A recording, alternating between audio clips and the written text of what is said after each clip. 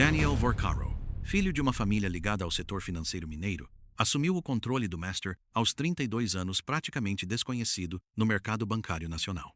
Transformou uma financeira regional em banco nacional em menos de 10 anos, usando estratégia que os grandes concorrentes consideravam arriscada demais para replicar.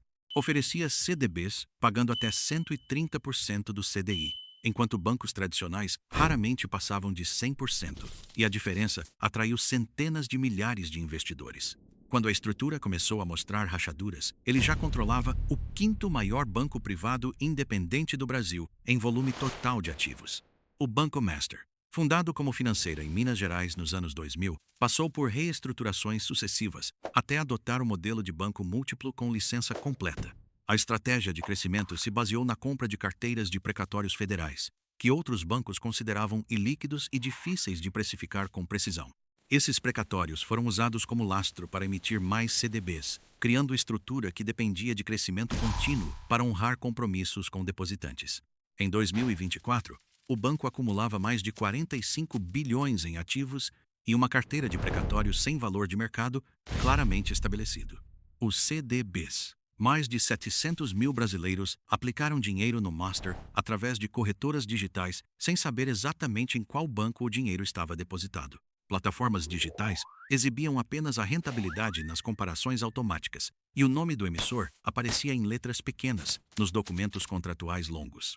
O FGC garante apenas R$250 mil por CPF e por instituição, deixando investidores com valores maiores completamente sem proteção legal garantida. Estimativas internas apontavam mais de 8 bilhões em CDBs acima do limite de cobertura, risco concentrado sem precedente recente no sistema bancário brasileiro. O FGC, o Fundo Garantidor de Créditos, tem reservas de cerca de 100 bilhões de reais e nunca precisou cobrir uma quebra bancária de escala sistêmica.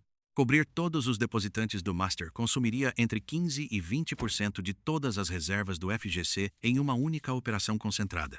O Conselho do FGC convocou reuniões emergenciais, e o Banco Central enquadrou o Master em regime de vigilância especial no primeiro trimestre de 2025.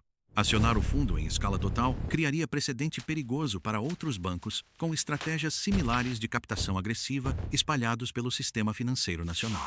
O BRB, o Banco de Brasília, controlado pelo governo do Distrito Federal, surgiu como comprador improvável em negociação conduzida discretamente longe dos holofotes da imprensa.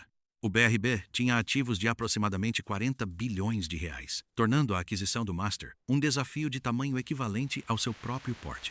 A proposta previa que o BRB absorvesse a carteira saudável, deixando os precatórios problemáticos em estrutura separada, sob supervisão regulatória específica do Banco Central. O negócio foi desenhado para que o governo federal não precisasse injetar recursos diretamente, mantendo a aparência de solução privada para um problema sistêmico real.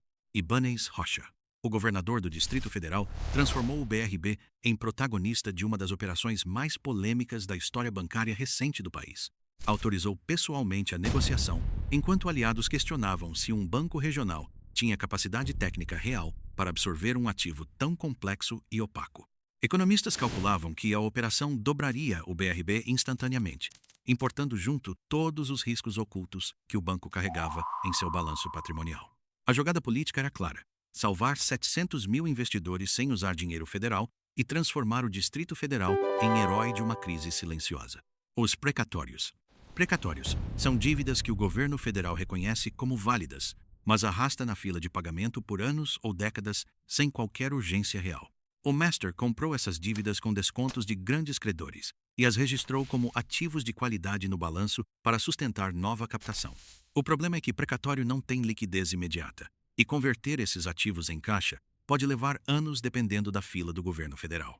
Avaliadores independentes encontraram divergências de bilhões entre o valor contábil declarado e o valor real de mercado dos precatórios registrados no balanço do banco.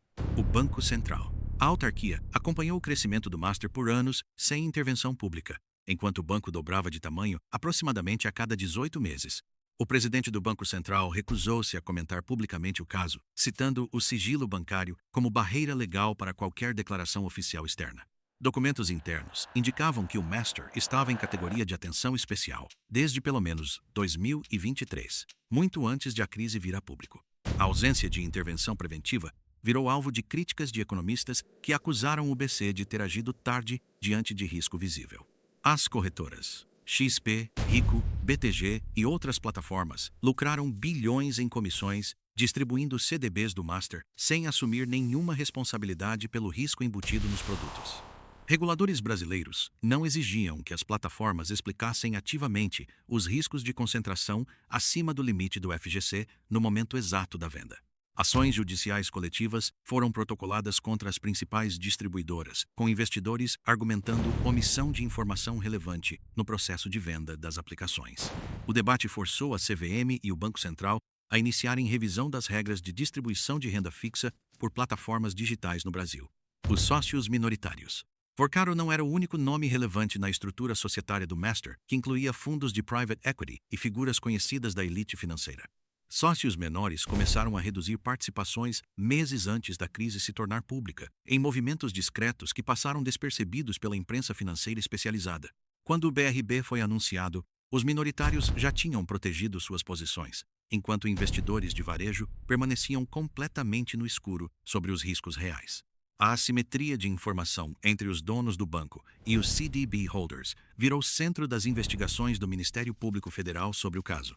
Daniel Vorkaro, o desfecho. Após meses de negociação, Vorkaro manteve participação residual na nova estrutura resultante da fusão com o BRB, sem afastamento público formal anunciado.